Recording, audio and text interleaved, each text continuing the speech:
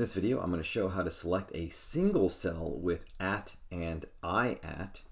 So these are separate indexers, just like iloc and loc are separate indexers, but they only work on selecting a single scalar piece of data. So let's look at the bikes data frame, and what these indexers are capable of doing is selecting like one specific value.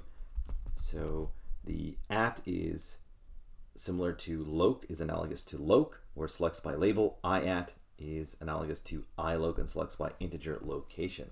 Let's do bikes.at. You have to give a very specific value. So we could say, in its rows, comma, calls again.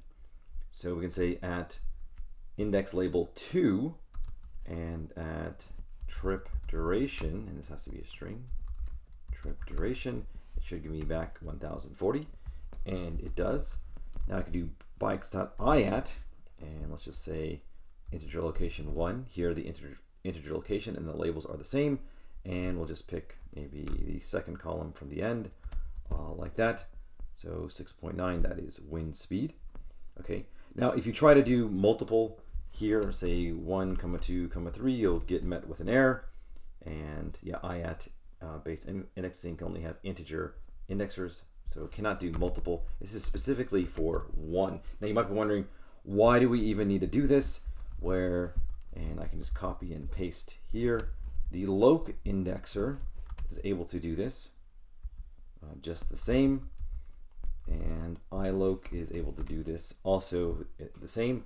The reason these were created, at and I@ was because they give you a little bit of a performance boost, and I'll show you that over just loc and iloc. So let me show you the performance boost over here.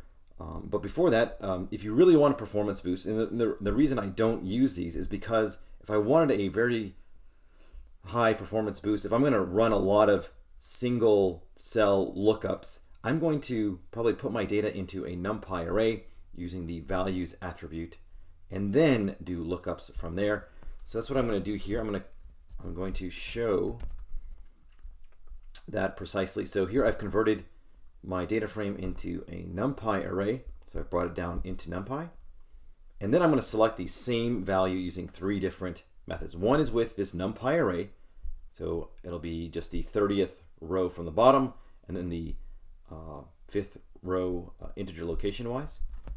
So, and I'm using this special magic command, which will time 1 iteration of this.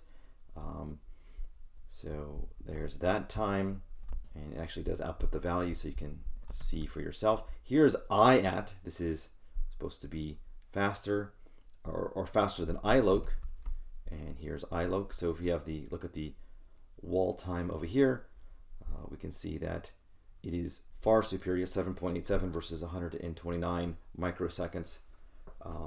So this is more than a 10 times speed up.